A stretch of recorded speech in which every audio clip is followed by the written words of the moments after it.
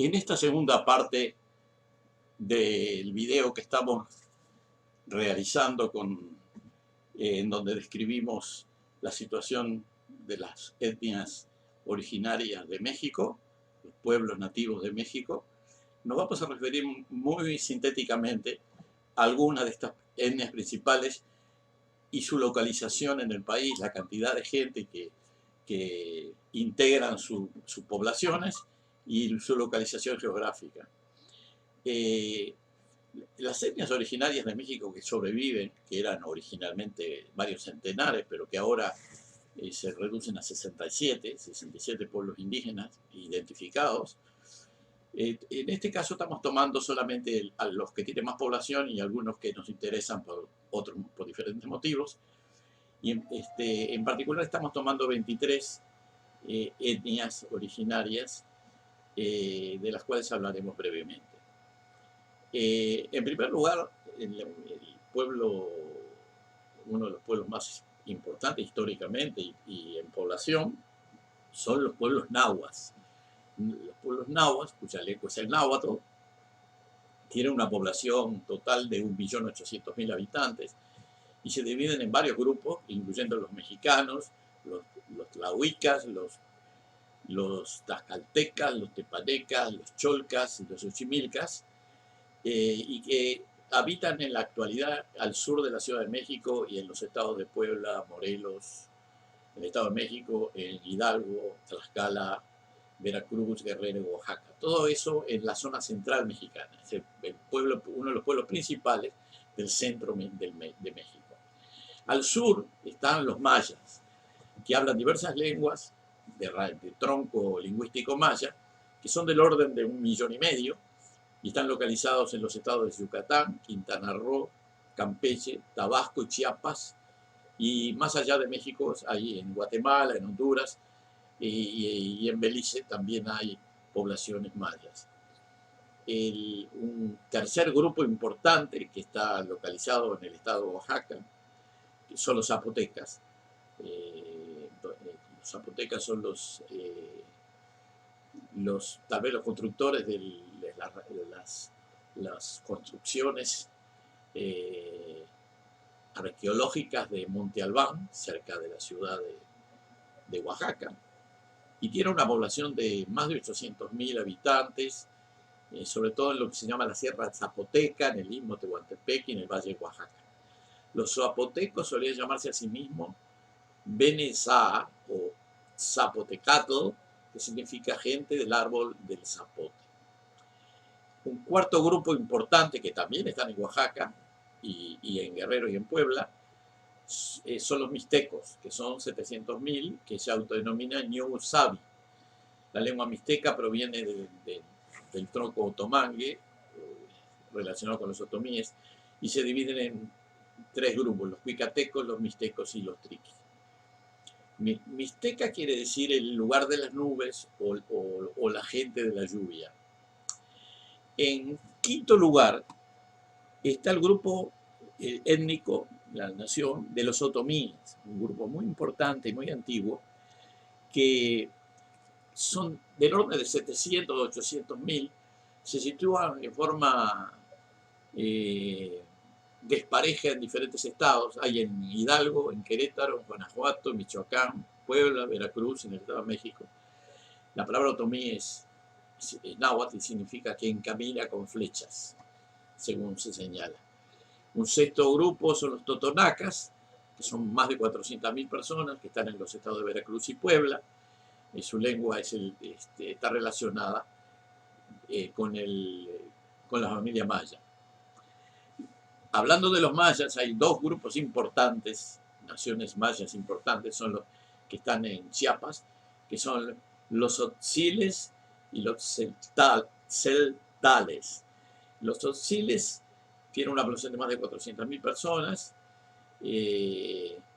Supuestamente esa palabra se deriva de una palabra indígena que significa hombre murciélago. Su lengua, el tzotzil, es una subfamilia del tronco maya. Los celtales, que son otro grupo maya, son también cerca de 400.000 y pertenecen a la familia lingüística y están emparentados con los anteriores. Bueno, luego ya más en el centro de México, volviendo al centro, donde está el noveno grupo que mencionamos, son los mazahuas, son 330.000 personas que viven en el Estado de México sobre todo y en parte en el Estado de Michoacán, y están relacionados con los otomíes. Es un pueblo que en el Valle del Bravo, una serie de zonas aguas abajo del Valle de Toluca. Son bastante importantes y tienen una actividad política interesante. Se ha visto, yo trabajando en el Tribunal del Agua, uno de los casos en que yo que intervine fue una protesta de las mujeres mazahuas, porque se estaba empezando a extraer agua de la cuenca de los ríos que pasan por su territorio. Y ellas organizaron un ejército con rifles de palo, de mentira, pero muy simbólicos, y organizaban desfiles militares con esos rifles de palo, y llamaron mucho la atención, y lograron su objetivo. El Valle de Bravo se redujo la extracción de agua en la zona del Valle de Bravo y en los ríos que aguas abajo. Los mazatecas son 300.000 que viven en el noreste de Oaxaca, que hablan una lengua especial, que es el mazateca. Los huastecas, que son 230.000 y habitan los estados de Veracruz, Tamaulipas, San Luis Potosí, Querétaro y Hidalgo. Su lengua proviene del maya. Tenec significa los que viven en el campo. Los choles, que habitan también en Chiapas, en el noreste, son más de 220.000 y la lengua es el chol, relacionado con el maya y el totonaco. Ya en Michoacán, al norte de todo lo que habíamos mencionado, están los purépechas, que son más de 200.000, que antes se denominaban tarasco, pero eso apelativo ha sido rechazado por los purépechas, y no tienen parentesco lingüístico conocido. No se sabe de dónde viene la lengua purépecha. Incluso hay quien hablaba de que está relacionada con algunos pueblos andinos de Sudamérica, pero verdaderamente no se sabe. El pueblo número 14 de lo que estamos mencionando, de la lista que estamos mencionando, son los chinantecas. Los chinantecas son 200.000 y están en una región que se llama la Chinantla, también en Oaxaca. Y la lengua chinanteca tiene muchas variantes y pertenece a la familia otomí y otomangue. El pueblo número 15 son los mixes, también Ayunquiaay, que son 170.000, también en el estado de Oaxaca, que quiere decir gente del idioma florido. La lengua mixe pertenece a la familia de una familia lingüística que se llama mixe-soquiana. El pueblo número 16 de esta lista son los tlapanecas, los tapanecos o mefa. Estos pueblos habitan en el estado Guerrero, en la costa y en los municipios del estado Guerrero, cerca de la frontera con Oaxaca, y son unos 140.000, ¿no? Y hablan la lengua mefá o mepá, que se deriva que está relacionado con el mismo tronco otomí o otomangue que se le llama. La nación indígena número 17 de la lista que estamos mencionando son los tarahumaras o raramuris, que están en el norte, Chihuahua, Durango y Sonora. En la Sierra Madre Occidental, raramuris quiere decir corredores a pie, pertenecen a la familia lingüística yuto-azteca. Son pueblos que se caracterizan por ser buenos corredores, como lo dice la palabra, y son característicos del extremo norte del país.